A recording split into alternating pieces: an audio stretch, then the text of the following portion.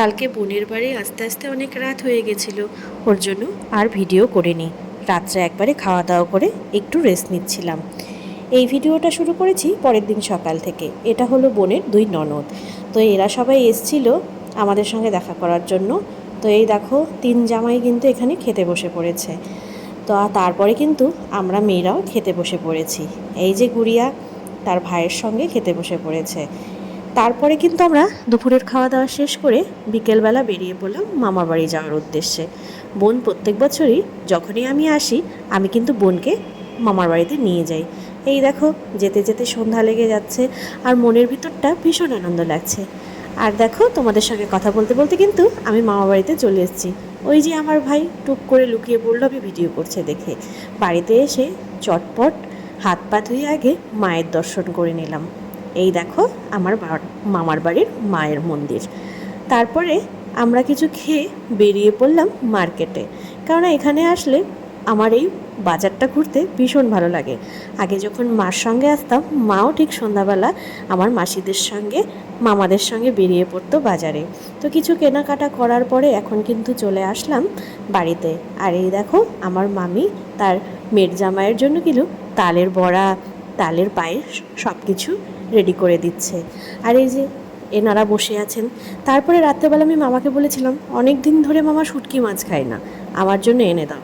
তোমাদের কাছে কিন্তু এই জিনিসটা হাস্যকর হলেও আমার কাছে কিন্তু মাছ মাংসের থেকে শুটকি মাছটা ভীষণ ভালো লাগে।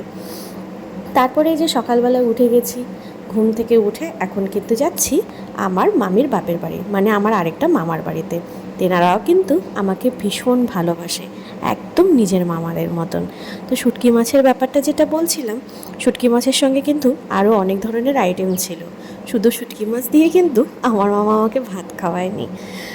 আর এই দেখো, এই মামার বাড়িতেও কিন্তু আমরা পৌঁছে গেছি। আর দেখো চারিদিকটা কি সুন্দর দেখতে, তাই না? চারিদিকে সবুজ ধান, উপরে খোলা আকাশ। গ্রামের এই পরিবেশ দেখতে আমার যেমন ভালো লাগে, তার থেকেও বেশি ভালো লাগে কিন্তু আমার মেয়ের। আর এই দেখো কি সুন্দর শাক সবজি সব ধরে আছে। আর তারপরে কিন্তু এই পাশে ছিল পুকুর। এখানে ছোটোবেলায় এসে কত দৌড়াদৌড়ি লাফালাফি করেছি তা ধারণার বাইরে। এখন বিয়ের পরে অনেক দিন পরে আসলাম। আর ওই যে দূরে দিদন দাঁড়িয়ে আছে, তো বললো চলো তাড়াতাড়ি ভেতরে। আমরাও তাড়াতাড়ি ভেতরে চলে আসলাম। এই যে এখানে সব বাচ্চা পার্টিরা বসে খেলা করছে, অনেক দিনের জমানো গল্প তারাও সেরে নিচ্ছে। আমিও চারিদিকটা ঘুরে স্মৃতিচারণ করছিলাম। আর এই পাশে কিন্তু আমার মামির বাবা, মানে দাদু ভাই বসেছিল। তারপরে সকালের ব্রেকফাস্টটা কিন্তু আমরা এখান থেকেই করেছিলাম। এখান থেকে ব্রেকফাস্ট করে তারপরে আরেক দিদনের বাড়িতে গেলাম। দেখো এই দৃশ্যটা কি সুন্দর, তাই না? মাঝখানে উঠান, চারিদিকে ঘর। এখন কিন্তু এরকম বাড়ি দেখাই যায় না। তারপরে অনেক গল্প টল্প করে এখন কিন্তু সবাইকে টাটা জানিয়ে আমরা বেরিয়ে যাচ্ছি এখান থেকে। তারপরে চলে আসলাম আমার বড় মামার ঘরে। এই আলো আমার বড় মামা, আমার দুই ভাই, মামি। আর তারপরে কিন্তু আবার কিছু খাওয়া দাওয়া করে আমি আর আমার বোন বেরিয়ে গেলাম আবার কেনাকাটার জন্য। কেননা মামি পুজোর জন্য আমাদের সবাইকে গিফট দিচ্ছিল। আর আমরা আইসক্রিম খেতে খেতে বাড়িতে চলে আসলাম। বাড়িতে এসে স্নান করে মামি দেখি রান্নাবাড়ি সব কমপ্লিট, কারণ আজকে আমরা চলে যাব উত্তরবঙ্গে। উঠে আজকে আমরা চলে যাব বাড়িতে।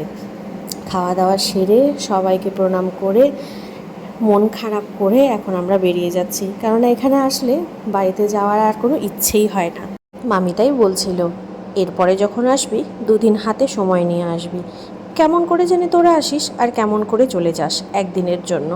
তো যাই হোক, পড়াশোনা আছে, স্কুল আছে, আমারও কাজ আছে, এবার যাওয়ার পালা।